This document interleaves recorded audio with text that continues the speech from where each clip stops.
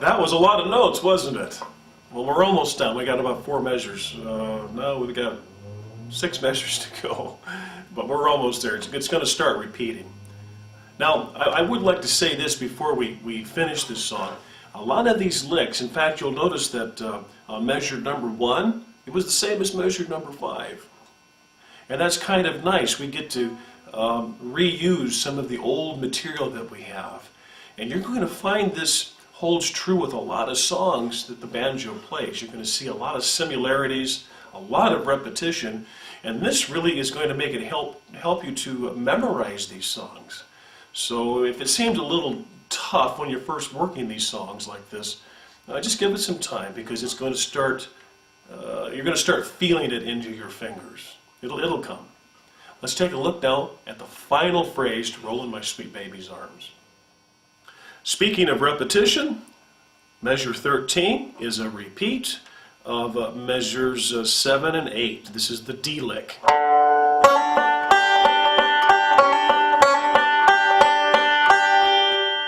So I'm not even going to go over that. If you have measures 7 and 8 down, you can do measures 13 and 14.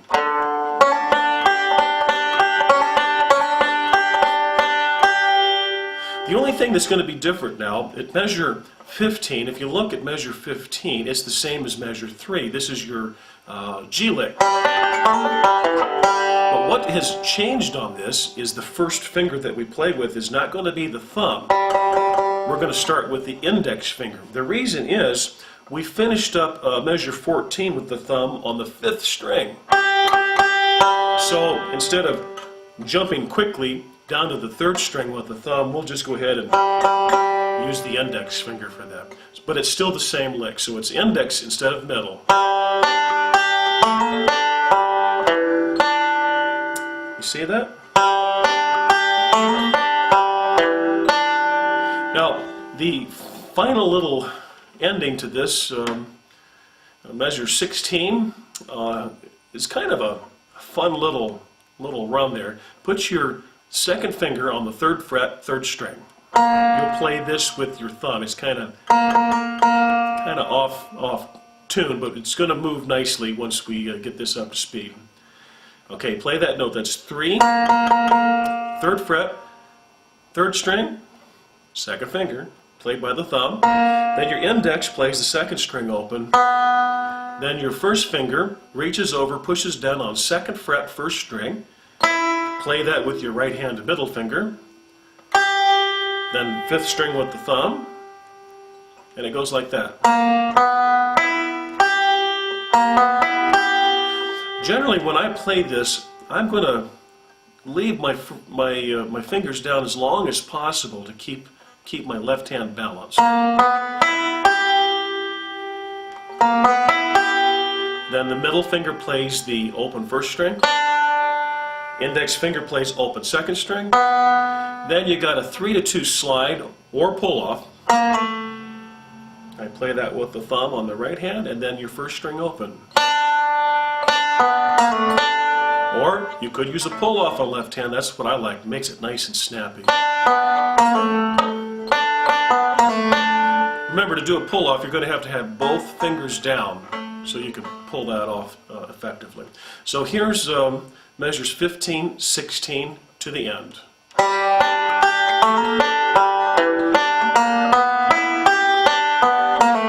And then we finish up with thumb on 3rd string and a pinch.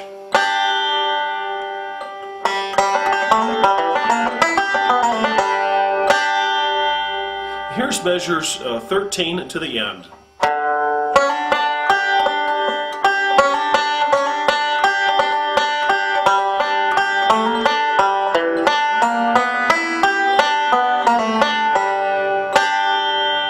Again.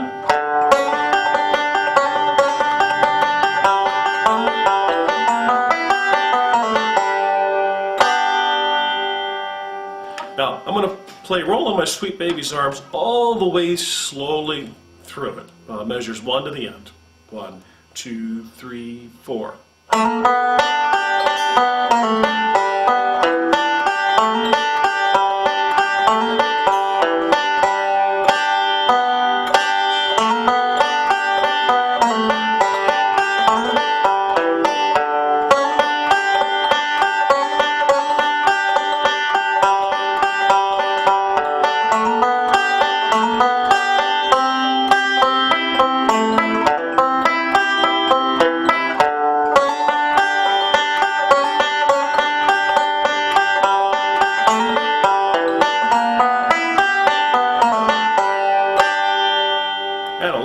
faster.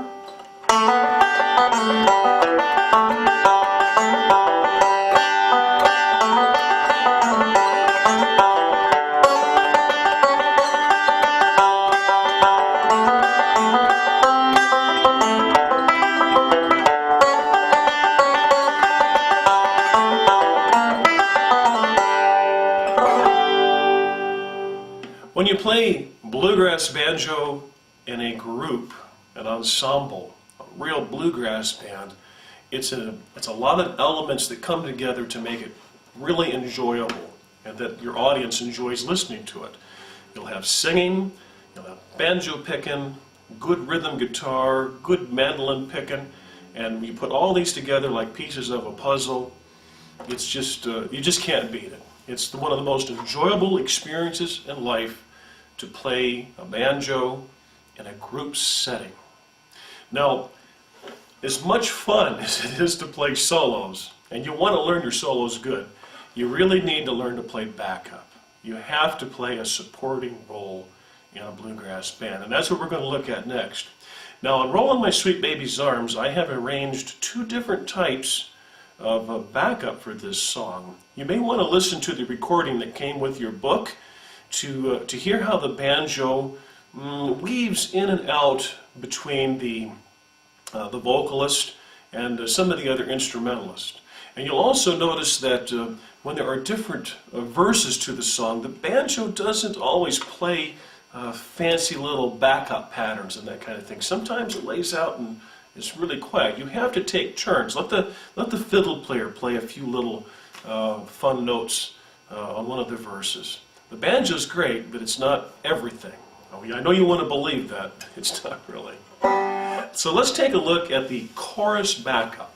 Now, when you play against a chorus, generally there will be the singer, the lead singer, plus several others singing along. It could be in harmony too, especially gospel music, very popular with harmony vocals. When this is the case, you want to play really light and you want to play way in the background so that you're not so obnoxious and it's standing out. The beauty of the chorus is going to be the singing, and you have to remember that. So when we play backup, we're going to use those closed position chords that we talked about earlier in an earlier chapter, and we're going to use a very straightforward rhythm backup based on the basic rhythm. Let's take a look at that up close and I'll show you what I'm talking about. There are three chords that we need to play Rollin' My Sweet Baby's Arms. They are the G, the C, and the D chords. Now, instead of having open strings or the C chord down here like we used on our solo or the D7 chord, we are going to use the closed position chords. Just as a quick review, your closed position G chord is going to be first finger, second string, third fret. Your second finger will be on the third string, fourth fret, and that's played by second finger. And then your third finger will reach around and grab the fourth string at the fifth fret. And you knew it was coming, didn't you? The pinky goes all the way down to first string at fifth fret. Keep working on it. You'll get it. That's the G chord. Now the D chord is one fret behind that. The third and fourth fingers will stay in place. What we need to do is switch the index in the middle, and what I like to do is move the index up one and the middle finger down one. So the index is on third string, second fret. Your middle finger is on second string, third fret, and that is your closed D chord. And by the way, we're going to ignore the fifth string for right now. We're just going to play these bottom four strings. We're going to concentrate on those. So we have G, and you have D. Now notice when I switch those two chords, the G to the D, I didn't take my fingers all the way up like this. Because then I got to find all those notes all over again. I like to think of the strings like railroad tracks. You keep your third and your fourth fingers in place and just slide them back one fret. Now you want to release the pressure a little bit. You see how I have my fingers pushing down, but I'll release them just a little bit, move down and then push down again. As my left hand slides from this position, the G chord, to the D, it slides back. These two fingers switch. Did you see how those switch? All in one motion. See that? Here's your G, and back to D. G chord, D chord, G chord. Now, the other chord we need is the C chord. This is the bar at the 5th fret. Your first finger lays all the way across the bar like that. Now, it's not going to be practical to do this quickly, to let go of the G chord close position and then to grab this D chord. What I like to do is to keep the pinky in place while I'm playing the G chord, and then just lay the 3rd finger down flat. You see how I did that? Here's the G. Then just lay it down flat. And that way I can just flip it back up and put those index and middle fingers down, and I have my G chord again. Well, that's some work, but I think you'll get it with some practice. Now on the right hand, let's take a look at the right hand. When I play this, I'm going to use a basic rhythm.